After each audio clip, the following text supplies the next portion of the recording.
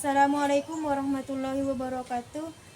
Perkenalkan, nama saya Haninatul Syamsiah. Saya Maya Elsa Sabila Aziz. Saya Kamelia Rahmawati. Dan saya Mulaika. Kami dari kelompok 3 akan menjelaskan tentang neraca pembayaran.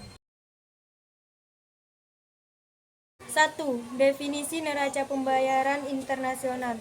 Neraca pembayaran internasional (Balance of Payment) adalah catatan terstruktur secara sistematis dari semua transaksi ekonomi internasional yang dilakukan oleh penduduk suatu negara dengan penduduk negara lain dalam periode waktu tertentu, biasanya 1 tahun. Transaksi ekonomi internasional yang dicatat dalam neraca pembayaran internasional dapat diklasifikasikan menjadi 2, yaitu transaksi debit dan transaksi kredit. Transaksi debit merupakan transaksi yang menciptakan kewajiban bagi penduduk dalam suatu negara untuk melakukan pembayaran kepada penduduk negara lain. Sedangkan transaksi kredit merupakan transaksi yang menimbulkan hak bagi penduduk suatu negara untuk menerima pembayaran dari penduduk negara lain. Nomor 2. Jenis-jenis neraca pembayaran. Berikut jenis-jenis neraca pembayaran. Yang satu, neraca pembayaran defisit adalah neraca pembayaran yang menunjukkan jumlah transaksi pembayaran luar negeri. Transaksi debit lebih besar dibandingkan transaksi penerimaan dari luar negeri. Transaksi kredit. Yang kedua, neraca pembayaran surplus adalah neraca pembayaran yang menunjukkan transaksi debit lebih kecil dibandingkan transaksi kredit.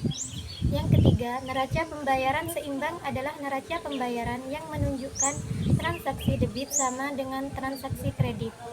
Yang ketiga, tujuan penyusunan neraca pembayaran. Penyusunan neraca pembayaran memiliki beberapa tujuan sebagai berikut.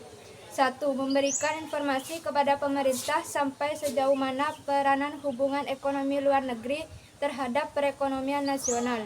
2. Membantu pemerintah dalam usahanya menentukan kebijakan ekonomi internasional dalam hubungan dengan politik moneter, fiskal, perdagangan, dan pembayaran internasional sejalan dengan tujuan yang ingin dicapai.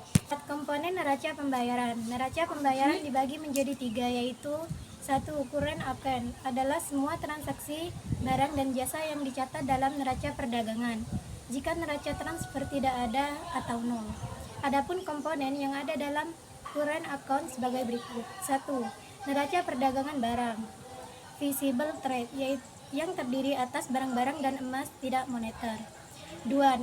Neraca jasa, invisible trade, yaitu pembayaran imbalan terhadap pemakaian faktor-faktor produksi yang terdiri atas ongkos pengangkutan dan asuransi, hasil turisme, pendapatan modal, pemerintah, pos dan telekomunikasi, serta jasa-jasa lainnya termasuk pembayaran bunga utang.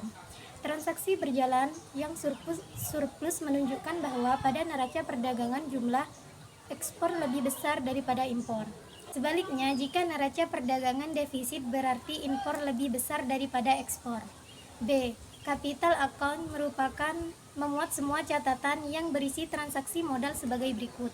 1. Sektor publik yang meliputi A. Penerimaan pinjam dan bantuan. 2. Sektor swasta yang meliputi penawaran modal. B. Pelunasan pinjaman. Dan D. Investasi portofolio. C. Monetary account adalah perubahan cadangan devisa berdasarkan transaksi arus devisa yang masuk dan keluar suatu dari negara dalam suatu periode tertentu yang dicatat oleh bank sentral. Sekian dari kelompok kami. Apabila ada kesalahan, kami mohon maaf. Wassalamualaikum warahmatullahi wabarakatuh.